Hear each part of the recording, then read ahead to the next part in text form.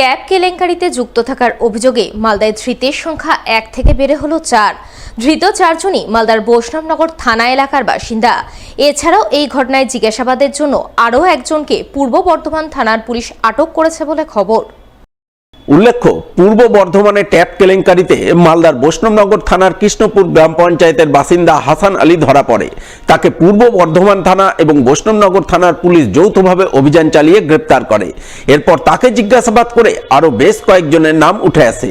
তার ভিত্তিতে মঙ্গলবার রাতে পূর্ব বর্ধমান থানার পুলিশ মালদা জেলা পুলিশের সহযোগিতা নিয়ে বৈষ্ণবনগর থানার বিভিন্ন এলাকায় রাতভর অভিযান চালায় এবং সেই অভিযানে 4 জনকে গ্রেপ্তার করে এবং একজনকে জিজ্ঞাসাবাদের জন্য আটক করে।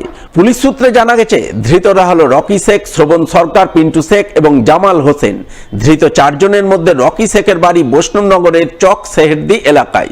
সে বৈষ্ণবনগরের ভগবানপুর কেবিএস হাই স্কুলের কম্পিউটারের অস্থায়ী শিক্ষক। পাশাপাশি বৈষ্ণবনগর বাজারে তার কম্পিউটার ক্যাফে রয়েছে।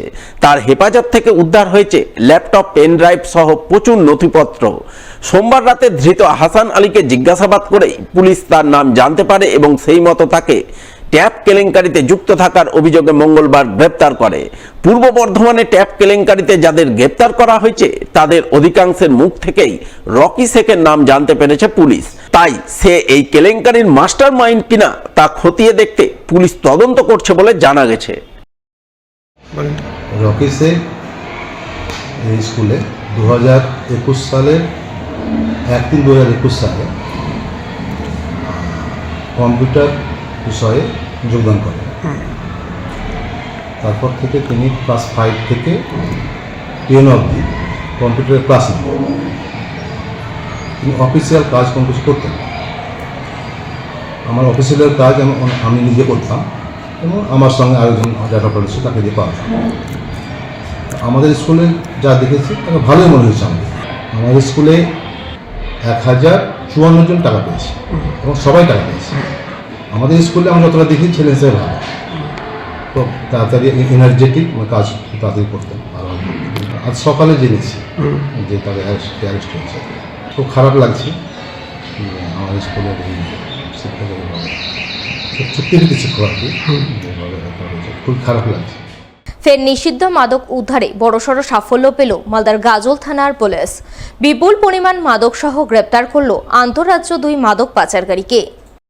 মঙ্গলবার বিকালে এই ঘটনাকে ঘিরে জোর চাঞ্চল্য ছড়ায় গাজলের মশালদিঘি বাস স্ট্যান্ড এলাকায়। জানা গেছে, এদিন বিকালের দিকে 2 ব্যক্তি মশালদিঘি যাত্রী প্রতীক্ষালয় সংলগ্ন 12 নম্বর জাতীয় সড়কের ধারে দীর্ঘক্ষণ ধরে সন্দেহজনকভাবে ঘোরাঘুরি করছিল। বিশেষ সূত্রে এই খবর পেয়ে গাজল থানার পুলিশ ওই এলাকায় অভিযান চালায় এবং 2 সন্দেহভাজন ব্যক্তিকে পাকড়াও করে। এরপর তাদের সঙ্গে থাকা ব্যাগ খুলে তল্লাশি চালাতেই 2টি প্যাকেট থেকে 500 গ্রাম ব্রাউন সুগার উদ্ধার হয়, যার আনুমানিক মূল্য 25 লক্ষ টাকা। পুলিশ সূত্রে জানা গেছে, ঘটনায় ধৃত 2 মাদক পাচারকারীর মধ্যে একজনের নাম রতন দেবনাথ, বয়স 53 বছর এবং মহেশ সরকার, বয়স 31 বছর। তাদের বাড়ি পার্শ্ববর্তী রাজ্য ত্রিপুরায়। তারা মণিপুর থেকে মাদক নিয়ে নদিয়ায় পাচার করতে যাচ্ছিল। তাই এই আন্তঃরাজ্য মাদক পাচার চক্রে আর কে বা কারা জড়িত রয়েছে তা খতিয়ে দেখতে গাজল থানার পুলিশ তদন্ত শুরু করেছে এবং তদন্তের স্বার্থে বুধবার ধৃতদের পুলিশি হেফাজত চেয়ে পেশ করে মালদা জেলা আদালতে। এসে দেখলাম আমাদের মশালদিঘি পার্কিং, বড়বাবু সব স্যাররা আসছে গাজল থানা থেকে, এসে 2টা লোক ধরেছে।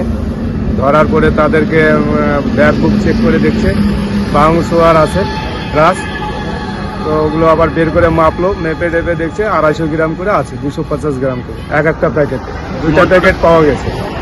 আরও খোঁজ নিচ্ছে, আরও কোথায় কোথায় ওরা দল আছে। পুলিশ ভালো করেছে, এটা করা একদম একান্ত উচিত। আর যারা আছে তাদেরকে কিন্তু করা শাস্তি দেওয়া উচিত। অনেক ছেলে পেলে নষ্ট হয়ে যাচ্ছে এটার জন্য।